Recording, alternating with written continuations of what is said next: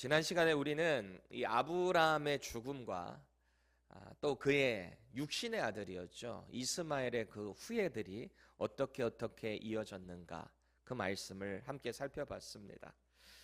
하나님은 창세기 16장에 가보면 하갈이 이 주인 사라를 피해서 도망가는 그 여정 가운데 약속을 하신 게 있었습니다. 임신한 상태로 이스마엘의 씨를 번성하게 하시겠다, 그렇게 축복해 주셨어요. 그러니까 다시 돌아가라.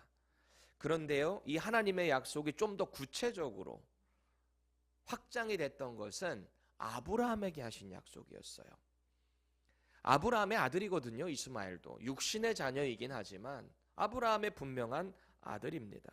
그래서 창세기 17장에 가보면 아브라함에게 좀 더 구체적으로 뭐라 그러냐, 12두령을 낳아서 큰 나라의 조상이 되게 하신다. 누구를요? 이스마엘을. 비록 육신의 자녀이긴 하지만 하나님의 약속의 자녀는 아니에요. 그런데 그 이스마엘도 축복하시는 하나님의 은혜를 우리가 봤어요. 창세기의 저자가 왜 이 내용을 이스마엘의 족보까지 다 기록을 하는가? 왜 그랬다 그랬죠?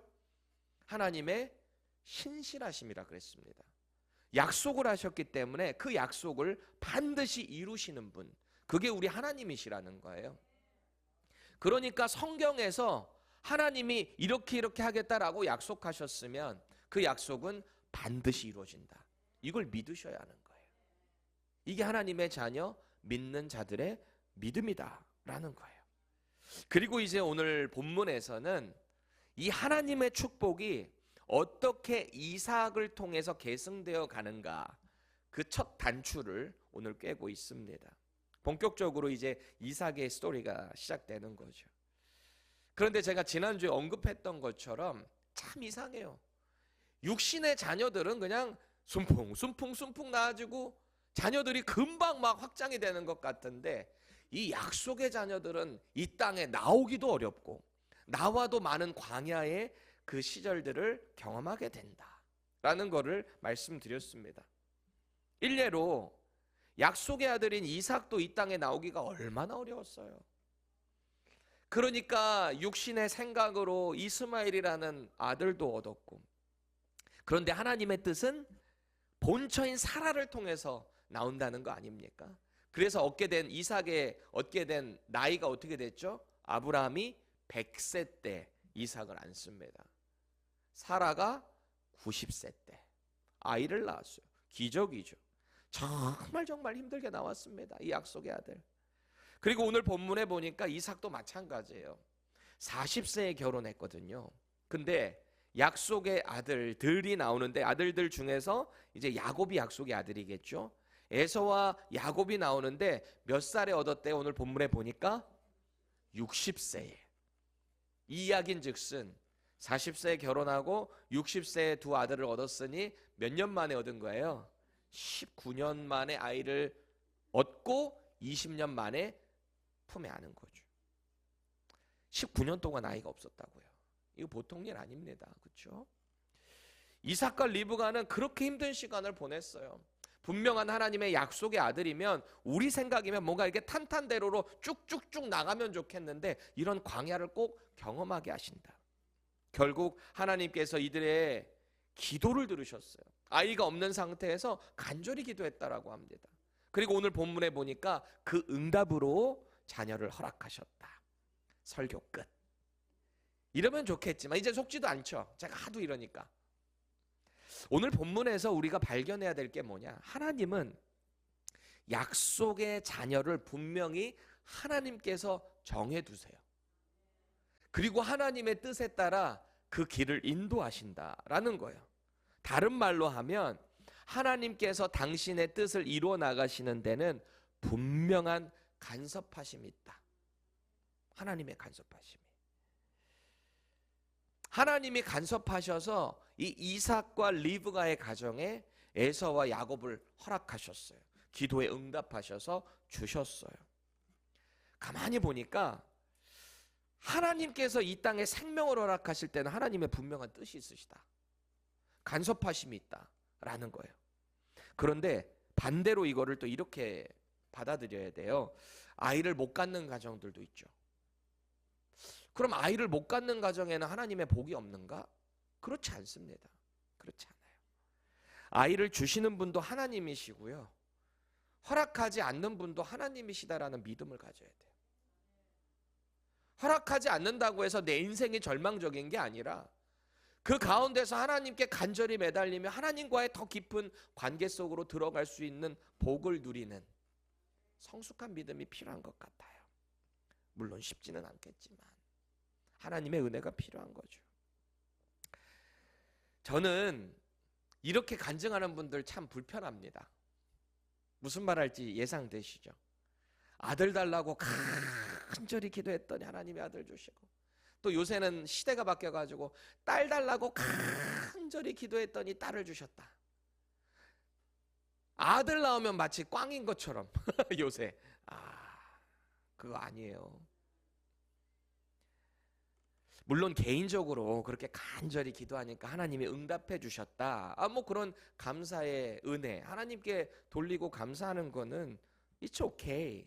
그런데 문제는 뭐냐면 이게 자랑이 되고 내가 이렇게 기도했으니까 하나님이 이렇게 주셨다, 너는 기도를 안 해서 이렇게 된 거야, 혹은 자녀를 못 갖는 가정 충분히 기도하고 있는데, 그렇게 교만으로 비춰질 수 있다. 경계해야 되는 거예요. 우리가 이 기도의 응답이라는 관점에서 자꾸 결과적으로만 보게 될 때 신앙생활이 이상하게 갈 수 있다라는 걸 경계해야 합니다. 내가 소원하는 기도의 제목이 이루어졌다라고 해서 이게 다 하나님의 뜻이다 이렇게 보는 것도 역시 조심스럽다라는 거예요. 제가 왜 이 말씀을 드리냐면, 제가 전에 섬기던 교회에서 어떤 젊은 사역자가 설교를 하시는데 이런 간증을 해요. 결혼하고서 3년 동안 아이를 못 가져서 너무 힘들었는데 하나님께 간절히 기도했더니 하나님께서 자녀를 허락하셨습니다. 그러면서 막 울어요. 근데 제가 그 설교를 뒤에서 이렇게 듣고 있는데 이 마음이 뜨끔뜨끔하고 너무너무 미안하고 막 안타깝고 그렇더라고.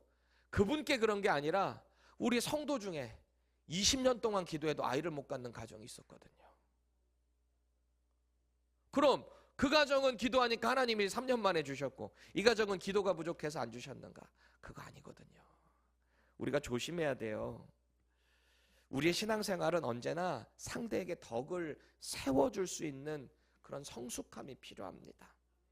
나에게는 감사의 간증이지만 누군가에게는 아픔이 될 수 있다는 거 꼭 주의해야 돼요.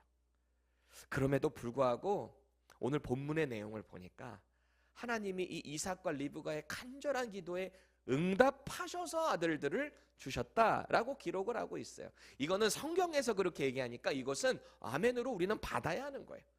하나님이 응답으로 주셨다. 하나님이 이 약속의 아들을 정하시는데요. 보세요. 오늘 에서와 야곱이 나오는데 이 중에 약속의 아들은 누구죠? 야곱이에요. 하나님은 야곱을 선택하셨대요. 이걸 우리가 뭐라고 설명할 수 있을까? 하나님의 주권이고 하나님의 섭리로 받아야 합니다. 오늘 우리가 이 본문을 묵상하게 될 때 단순히 에서는 털복숭이처럼 나왔네, 그냥 이런 거에 집중하지 마시고요. 이 에서와 야곱 중에 하나님이 이 야곱, 작은 자를 들어서 큰 자가 더 크게 하는 이 하나님의 섭리, 이거를 주목해야 돼요. 하나님의 주권, 하나님의 선택하심. 그리고 저와 여러분들은 어떻게 예수님을 믿는 믿음으로 이 선택받은 자녀가 되었는가, 여기에 집중해야 돼요. 저와 여러분들이 예수님을 믿는 순간 성경은 뭐라고 하죠? 아브라함의 후손이 되었다라고 합니다. 영적인 상속자가 우리가 되었다는 거 아니에요? 그렇지 않아요. 그럼 우리가 어떻게 영적인 후손이 되었는가, 어떻게 이 축복의 자녀가 되었는가, 이것에 주목하며 먼저는 하나님께 감사했으면 좋겠어요. 내가 무엇이라고 하나님이 나를 택하셨는가, 내가 어떻게 이 약속의 자녀가 되었는가. 엄청난 특권이라고 했잖아요. 엄청난 신분 상승이라고 그랬잖아요. 말씀 가운데 정말 감사와 또 내가 이 정말 선택받은 자녀답게 살겠다는 믿음의 결단이 있기를 축복드립니다. 오늘 본문 20절 다시 한번 보실래요? 이삭은 40세의 리브가를 맞이하여 아내를 삼았으니 리브가는 밧단 아람의 아람 족속 중 부두엘의 딸이요 아람 족속 중 라반의 누이였더라. 아멘. 우리 스토리 이미 다 살펴봤죠. 하나님의 정말 축복과 인도하심 가운데 약속의 귀한 통로인 리브가를 만나게 하셨어요. 그렇게 결혼을 하게 하셨단 말이에요.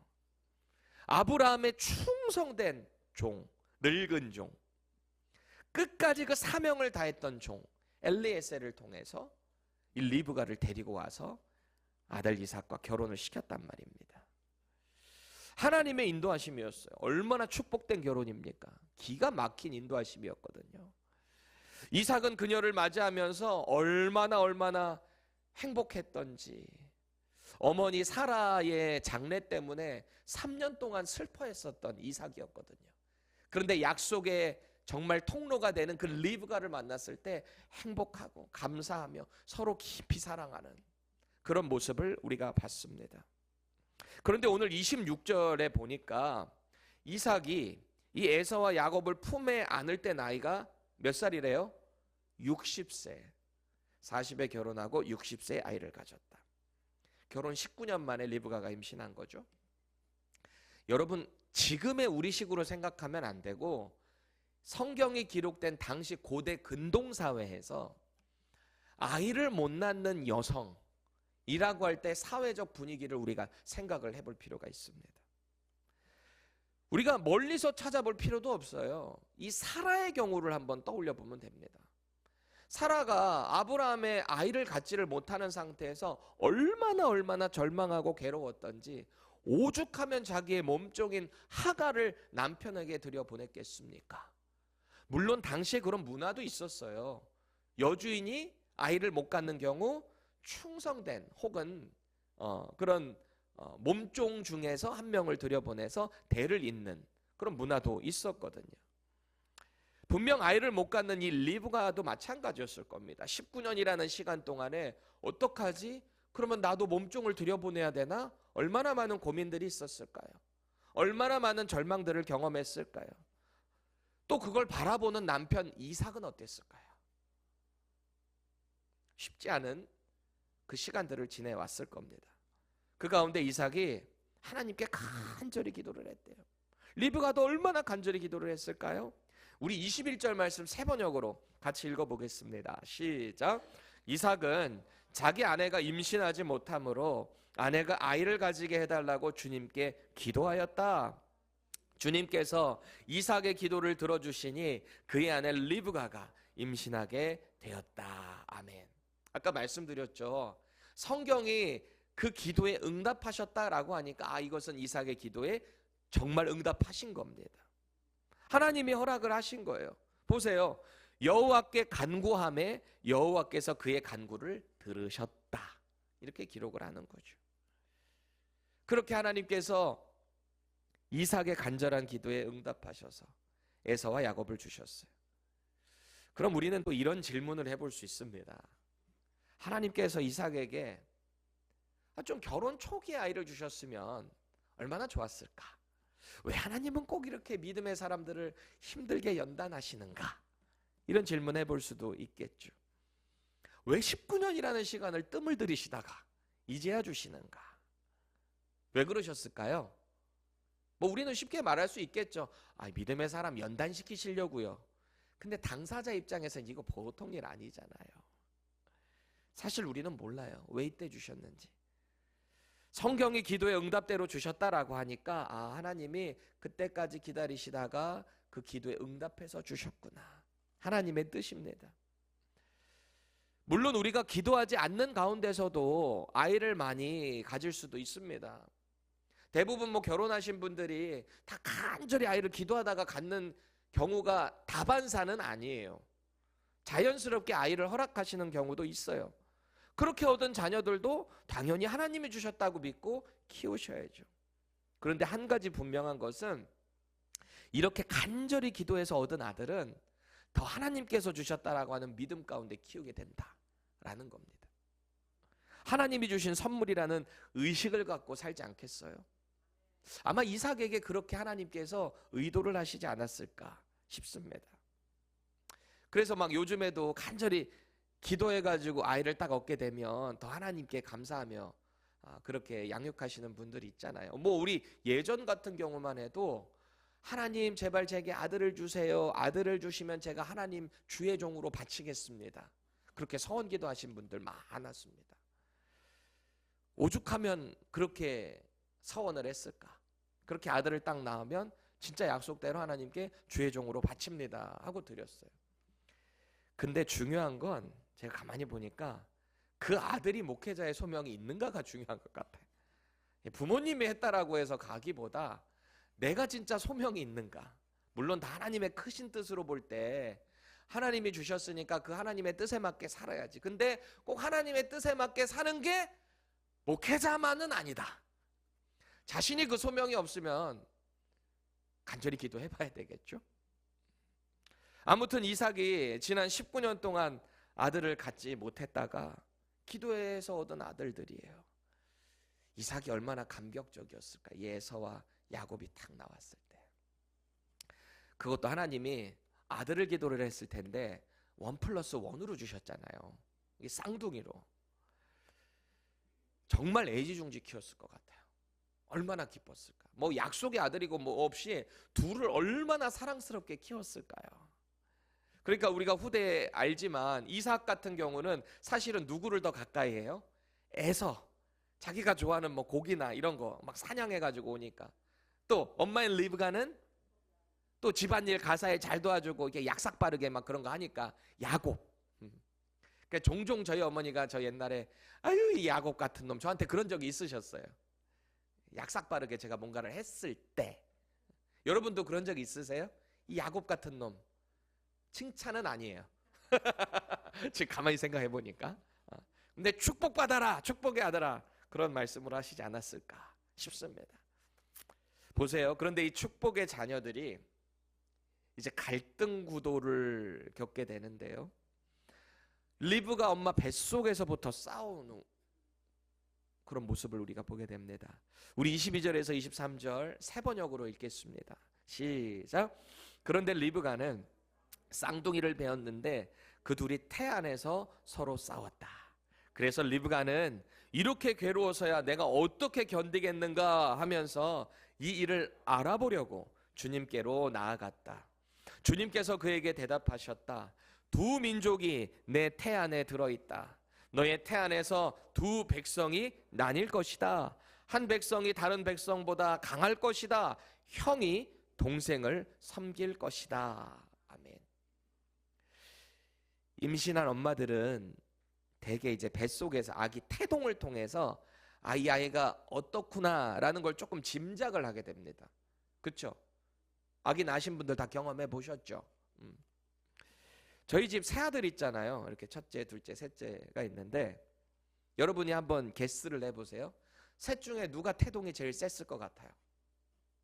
첫째, 둘째, 셋째 중에 넘버로 해보세요. 첫째, 둘째, 셋째. 네. 압도적으로 2번이 나왔습니다. 정답.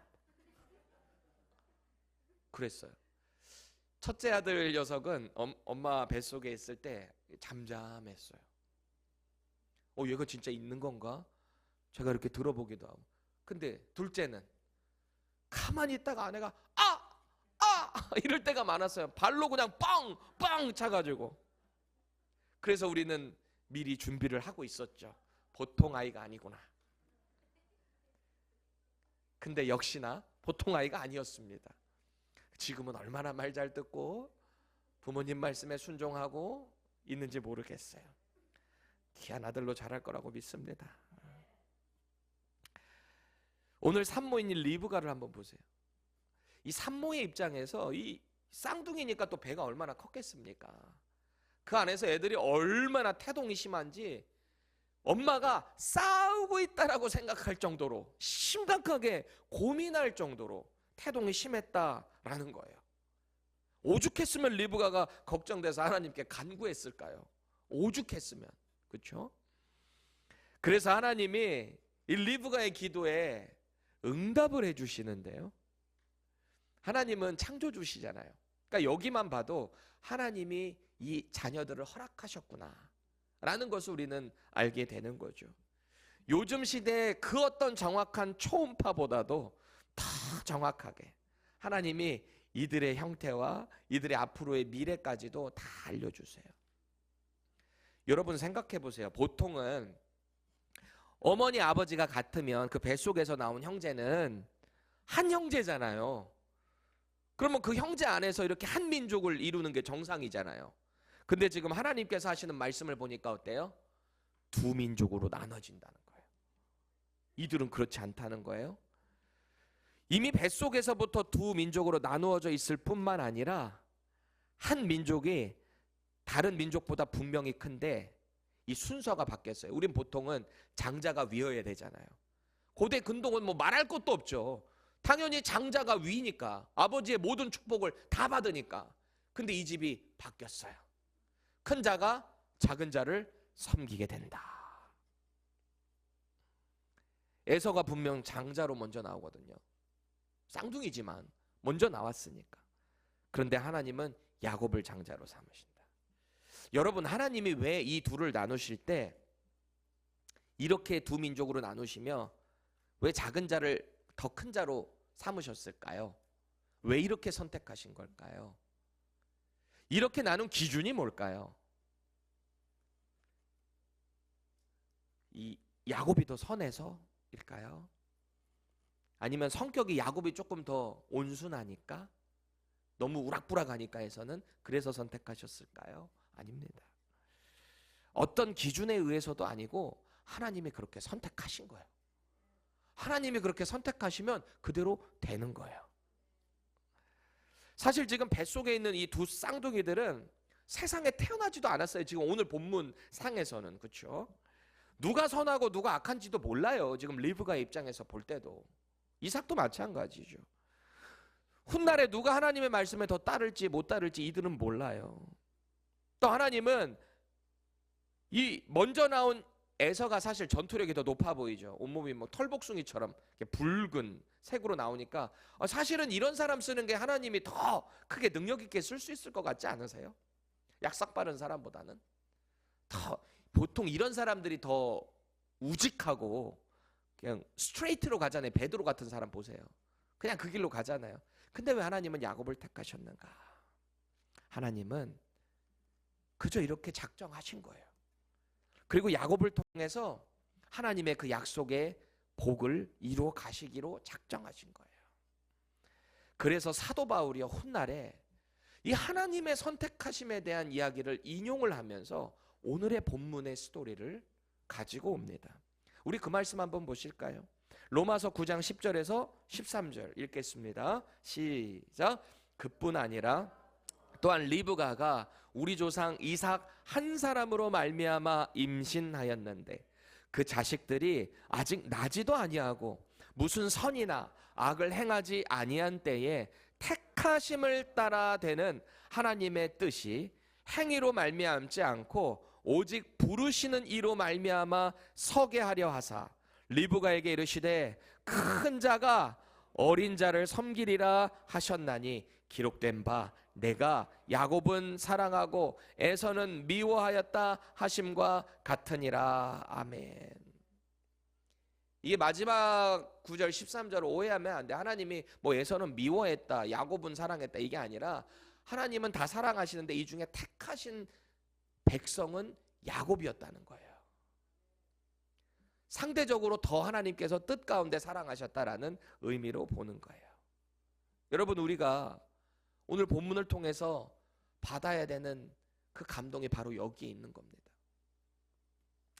저와 여러분들이 예수님을 믿는 믿음으로 어떻게 약속의 자녀가 됐는가? 하나님이 그렇게 하기로 작정하신 거예요. 우리가 예수님을 믿는 믿음 어떻게 가졌는가? 하나님이 작정하신 거예요. 믿어지셨나요? 예수님의 복음이 받아들여지셨나요? 하나님이 계획하신 거예요. 믿고 감사하시면 되는 거예요. 우리 어떤 선행이나 노력으로 된 게 아니라니까요. 마치 오늘 에서와 야곱 중에 하나님이 야곱을 택하셔서 야곱을 통해 당신의 구원의 역사를 이루어내신 것처럼 저와 여러분들을 통해 하나님께서 당신의 구원의 역사를 지금도 이루어 가신다라는 겁니다. 꼭 기억하세요. 우리가 받은 이 구원, 선택받음, 하나님의 자녀됨, 다 하나님의 은혜인 거예요. 우리 신앙생활 가운데 그래서 이 구원에 대한 감사가 날마다 있어야 돼요. 이 구원의 감사가 우리가 없어지는 그 순간부터 우리가 자꾸 이상하게 갈 수 있어요. 내가 이 정도 교회를 잘 섬기고 이 정도 내가 말씀을 많이 읽었으니까, 이 정도 내가 기도를 많이 했으니까 그러니까 내가 자녀가 됐지. 아닙니다. 우리가 선택받은 거 하나님의 주권이에요. 하나님의 섭리예요. 그저 감사하셔야 돼요. 모든 게 그저 은혜인 거예요. 저와 여러분들이 정말 선택받은 자녀답게 이 땅에서 그 사명 다 하셨으면 좋겠어요. 언제나 겸손하게, 언제나 감사함으로 하나님 뜻 이루어드리는 저와 여러분들 되시기를 축복드립니다.